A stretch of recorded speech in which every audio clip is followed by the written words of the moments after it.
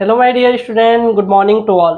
तो last video में हमने क्या क्या देखा था कि केमिस्ट्री किसे कहते हैं, उसके टाइप्स कितने होते हैं, यूनिट सेल क्या है, क्रिस्टल लैटिस क्या है, और क्या बोलते हैं तत्व किसे कहते हैं, यौगिक किसे कहते हैं, अणु क्या है, परमाणु क्या है, कोऑर्डिनेशन नंबर क्या है, और कोऑर्डिनेशन नंबर का कैलकुलेशन यूनिट सेल में कैसे किया जाता है। तो इतने टॉपिक्स के बारे में हमने जान लिया था। तो आज का टॉपिक है हमारा क्लोज पैकिंग इन सॉलिड्स, जिसको ठोसों में संकुलन भी कहा जाता है। तो चलिए आज का टॉपिक स्टार्ट करते हैं।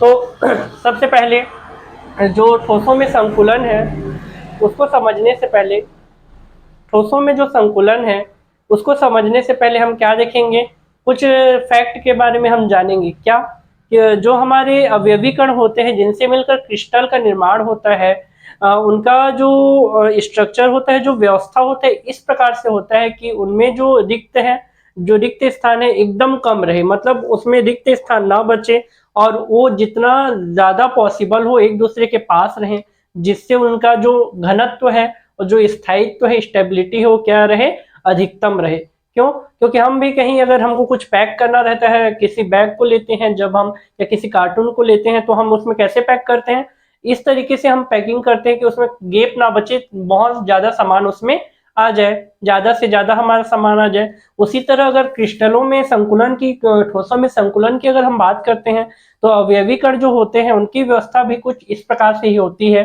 कि जो अवयवी कण हैं उनके बीच भी कोई गैप ना बचे और स्थायित्व तो उनका अधिकतम हो, घनत्व तो उनका अधिकतम हो, इस प्रकार से उनकी व्यवस्था की जाती है। तो अवयवी कणों की व्यवस्था के आधार पर जो ठोसों में संकुलन है, जो पैकिंग है, उसको भी मुख्य रूप से तीन भागों में, तीन पार्ट्स में डिवाइड किया गया है।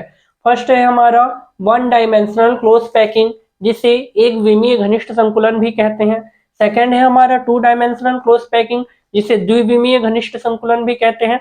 और थर्ड है हमारा थ्री डायमेंशनल क्लोज पैकिंग, जिसे त्रिविमीय घनिष्ठ संकुलन भी कहते हैं। ठीक है, तो मेरे प्यारे बच्चों, चलिए हम पहला जो इसका प्रकार है उसको स्टार्ट करते हैं। फर्स्ट प्रकार हमारा क्या है? One dimensional close packing. First है हमारा वन डायमेंशनल क्लोज पैकिंग। तो वन डायमेंशनल क्लोज पैकिंग क्या होता है, चलिए देखते हैं। तो इसको समझने से पहले सबसे पहले हम एक डायग्राम बनाएंगे यहाँ पे कुछ इस तरीके से, और साथ ही साथ आप लोग भी बनाते चलिए। ठीक है, इस तरीके से हम एक डायग्राम बनाते हैं। छोटे छोटे गोले लिए हुए हैं हमने और इस तरीके से हम उसका डायग्राम बना रहे हैं।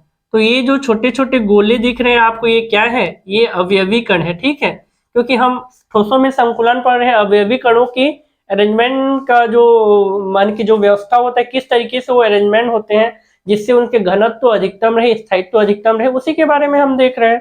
तो फर्स्ट है हमारा वन डायमेंशनल क्लोज पैकिंग। तो जब हम अवयवी कणों को क्या करते हैं, जब हम अवयवी कणों को क्या करते हैं, चलिए देखते हैं। एक विमीय घनिष्ठ संकुलन में हमारा क्या होता है, जब अवयवी कणों को कुछ इस प्रकार से व्यवस्थित कर दिया जाता है। ठीक है, जब अवयवी कणों को कुछ इस प्रकार से व्यवस्थित कर दिया जाता है तो उसे एक विमीय घनिष्ठ संकुलन कहते हैं। इसमें व्यवस्था कैसी होती है, जो हमारे अवयवी कण होते हैं उनको एक पंक्ति में रख दिया जाता है, जिसमें से पहले गोले का दूसरा सिरा दूसरे गोले के पहले सिरे से स्पर्श करता है, उसी तरह दूसरे गोले का दूसरा सिरा तीसरे गोले के पहले सिरे से स्पर्श करता रहता है। इस प्रकार से उसको एक पंक्ति में जमा दिया जाता है। तो इस प्रकार का जो व्यवस्था होता है उसे वन डायमेंशनल क्लोज पैकिंग, एक विमीय घनिष्ठ संकुलन कहते हैं। इसमें क्या होता है, जो हमारे अवयवी कण होते हैं, कोई भी एक अवयवी कण को हम लेते हैं तो कितने अवयवी कणों से घिरा या जुड़ा है? दो से घिरा या जुड़ा है। अगर हम इसको ले रहे हैं तो आगे पीछे देखेंगे तो दो अवयवी कणों से घिरा या जुड़ा है। तो इसके कोऑर्डिनेशन नंबर क्या होंगे? एक विमीय घनिष्ठ संकुलन में अवयवी कण जो है उसके कोऑर्डिनेशन नंबर 2 होगा। और समन्वय संख्या जिसे हम कहते हैं, इसको मैंने पिछले वीडियो में भी बताया था कि समन्वय संख्या, कोऑर्डिनेशन नंबर किसे कहते हैं। चलिए फिर दोहरा देते हैं। किसी क्रिस्टल जालक में कोई एक अवयवी कण, किसी क्रिस्टल जालक में कोई एक अवयवी कण अपने आसपास जितने कणों से घिरा या जुड़ा रहता है, उन कणों की संख्या को ही उस अवयवी कण की समन्वय संख्या कहते हैं। ठीक है, तो वन डायमेंशनल क्लोज पैकिंग समझ में आ गया बच्चों। अब हम सेकंड देखते हैं, टू डायमेंशनल क्लोज पैकिंग। ठीक है, द्विविमीय घनिष्ठ संकुलन भी जिसे कहा जाता है टू डायमेंशनल क्लोज पैकिंग। चलिए इसको भी देखते हैं। आखिर में टू डायमेंशनल क्लोज पैकिंग होता क्या है, द्विविमीय घनिष्ठ संकुलन होता क्या है। तो सबसे पहले अवयवी कणों की व्यवस्था कुछ इसमें इस प्रकार होती है कि द्विविमीय घनिष्ठ संकुलन में इसको भी दो भागों में बांटा गया है। जो टू डायमेंशनल क्लोज पैकिंग है उसको भी दो और प्रकार में बांटा गया है। कौन कौन से, पहला है हमारा जिसको हम ए नाम दे देते हैं, स्क्वायर क्लोज पैकिंग। क्या है, square close packing. Square close packing किसे कहते हैं, या स्क्वायर क्लोज पैकिंग क्या क्यों कहा गया, इसका भी हम रीजन इसमें लानेंगे। सेकंड है हमारा हेक्सागोनल, क्लोज पैकिंग। सेकंड है हमारा क्या, हेक्सागोनल क्लोज पैकिंग। तो चलिए फर्स्ट देखते हैं square close packing. Square close packing में क्या होता है, अगर हम इसका डायग्राम अगर समझें तो चलिए इसका एक डायग्राम हम बनाते हैं यहाँ पे स्क्वायर क्लोज पैकिंग का। ठीक है, इसमें अवयवी कणों की व्यवस्था किस प्रकार होती है, जब अवयवी कणों को एक के नीचे एक जमा दिया जाता है या व्यवस्थित कर दिया जाता है, तो इस प्रकार से जो हमारा व्यवस्था होता है उसे स्क्वायर क्लोज पैकिंग कहते हैं। अगर पंक्तियों के हम नाम दे दें एक्स वाई जेड, ठीक है, तो देखिए पहला जो हमारा पंक्ति है जिसे एक्स नाम दिया गया है उसके ठीक नीचे दूसरी पंक्ति जिसे हम वाई नाम से रिप्रेजेंट किए हैं, इसमें क्या है हमारा एक गोले को ठीक उसके नीचे दूसरे गोले की पहले पंक्ति को रख दिया गया है। उसी तरह दूसरे पंक्ति और तीसरे पंक्ति को अगर कंपैरिजन करें तो दूसरी पंक्ति का पहला गोला और तीसरी पंक्ति का पहला गोला दोनों क्या है ठीक उसके नीचे में अरेंजमेंट कर दिया गया है। मतलब पहले पंक्ति का पहला गोला पहले पंक्ति के पहले गोले के ठीक नीचे दूसरी पंक्ति का पहला गोला रख दिया गया है। उसी तरह दूसरी पंक्ति के पहले गोले के ठीक नीचे तीसरी पंक्ति के पहले गोले को रख दिया गया है। तो इस प्रकार अगर व्यवस्था जहां पर हमें देखने को मिलती है उसे स्क्वायर क्लोज पैकिंग या वर्ग घनिष्ठ संकुलन भी कहा जाता है। अब इसमें कोऑर्डिनेशन नंबर की बात करें तो कोई एक भी हम अगर अवयवी कण को लेते हैं तो कितने कणों से घिरा या जुड़ा है, चलिए देखते हैं। 1 2 3 4, मतलब 4 कणों से घिरा या जुड़ा है तो कोऑर्डिनेशन नंबर इसका क्या होगा, 4 होगा। ठीक है, अगर स्क्वायर क्लोज पैकिंग वर्ग घनिष्ठ संकुलन क्यों कहा गया, क्योंकि अगर इसमें जितने कणों से ये घिरा या जुड़ा है जो हमारा अवयवी कण है, अगर उसके केंद्र को लेकर हम एक डायग्राम की रचना करें, एक डायग्राम बनाएं, तो हमारा डायग्राम किसकी तरह दिख रहा है, स्क्वायर जो वर्ग होता है उसकी तरह ही मिलता है हमें, जिसके कारण इसको स्क्वायर क्लोज पैकिंग भी कहा जाता है। ठीक है, उसी तरह हम अगर हेक्सागोनल क्लोज पैकिंग की बात करें तो इसमें अरेंजमेंट कैसे होता है, चलिए देखते हैं। अभी हम बनाएंगे हेक्सागोनल क्लोज पैकिंग का डायग्राम। चलिए देखते हैं इसमें डायग्राम कैसे बनता है हेक्सागोनल क्लोज पैकिंग में। तो सबसे पहले तो एक पंक्ति ऐसे ही हम बना देते हैं एज इट इज। उसके बाद इसमें ध्यान देने का बात क्या है कि पहले पंक्ति के दो गोले जिस जगह में मिल रहे हैं वहां पर दूसरी पंक्ति का एक गोला को रखेंगे। मतलब यहाँ मिल रहा है तो यहाँ एक गोला रहेगा, फिर यहाँ एक गोला रहेगा, फिर यहाँ एक गोला रहेगा और फिर यहाँ एक गोला रहेगा। उसी तरह तीसरे पंक्ति का व्यवस्था कैसे होगा, पहले पंक्ति की तरह, मतलब पहले पंक्ति के ठीक नीचे एक गोला, फिर एक गोला, फिर एक गोला। उसी तरह हम अरेंजमेंट करते जाते हैं। उसके बाद तीसरी पंक्ति के दो गोले जिस जगह में मिल रहे हैं वहां चौथी पंक्ति का एक गोला रख दिया जाता है। तो कुछ इस तरीके से हमें डायग्राम प्राप्त होता है। X Y Z.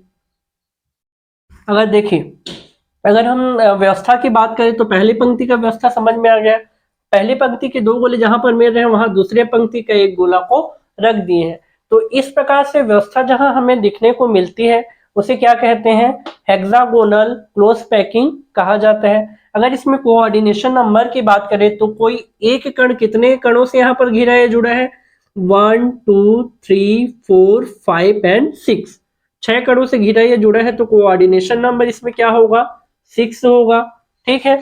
और हेक्सागोनल क्रॉस पैकिंग इसे क्यों कहते हैं, षटकोणीय घनिष्ठ संकुलन क्यों कहते हैं, क्योंकि जैसे हम स्क्वायर क्रॉस पैकिंग में डायग्राम बनाए थे, वैसे अगर हम यहाँ बनाना चाहें तो देखते हैं कि हमारा डायग्राम कैसे प्राप्त होता है। हमें देखिए जो हमारा डायग्राम है कैसे प्राप्त हुआ, हेक्सागोनल षटकोण के जैसे मिला है हमको, जिस कारण इसे हेक्सागोनल क्रॉस पैकिंग भी कहते हैं।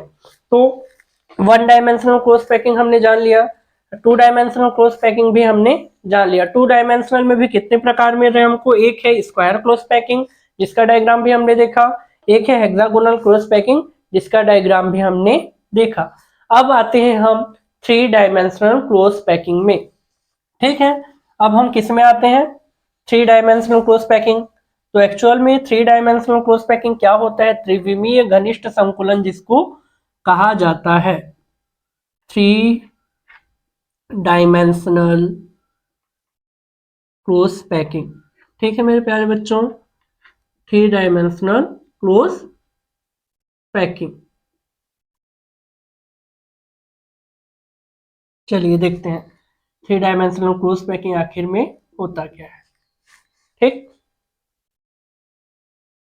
तो अगर हम थ्री डायमेंशन क्रॉस पैकिंग की अगर बात करें, त्रिविमीय घनिष्ठ संकुलन की अगर हम बात करें, तो इसमें क्या होता है, त्रिविमीय घनिष्ठ संकुलन क्या है, तो इसको समझने के लिए हम क्या लेते हैं, सबसे पहले ये लेते हैं कि जो हमारा द्विविमीय घनिष्ठ संकुलन है, टू डायमेंशनल क्रॉस पैकिंग जो हमारा होता है, तो इसमें टू डायमेंशनल में जैसे हम अरेंजमेंट किए थे अवयवी कणों का, उसी तरह अगर हम देखें थ्री डायमेंशन का, तो जब द्विविमीय परतों को, ठीक है, जब द्विविमीय परतों को एक के ऊपर एक अरेंज करते जाते हैं, तो जो हमारा व्यवस्था प्राप्त होता है उसे ही हम थ्री डायमेंशन क्रॉस पैकिंग कहते हैं। किसे थ्री डायमेंशन क्रॉस पैकिंग कहते हैं, जब द्विविमीय परतों को टू डायमेंशन क्रॉस पैकिंग का जो अरेंजमेंट है उसके ऊपर और एक एक परत हम जोड़ते जाएं, या एक के ऊपर एक परत अगर व्यवस्थित करते जाएं, तो उससे जो हमें व्यवस्था प्राप्त होगा, जो अरेंजमेंट प्राप्त होगा, जो मिलेगा,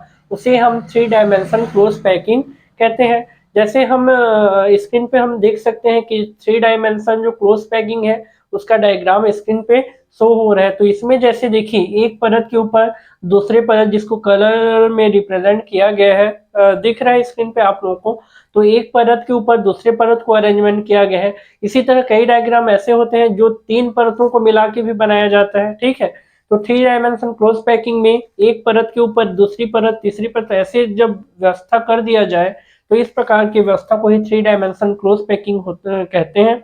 और जितने भी वास्तविक संरचनाएं हैं, रियल स्ट्रक्चर्स हैं, वो सभी क्या है, थ्री डायमेंशन क्रॉस पैकिंग के ही एग्जांपल्स है, थ्री डायमेंशन क्रॉस पैकिंग के अंदर ही आते हैं। तो इसी तरह हमने क्या क्या देखा बच्चों आज, वन डायमेंशनल क्रॉस पैकिंग देखा, ठीक है, जिसे एक पंक्ति में जमाया गया था।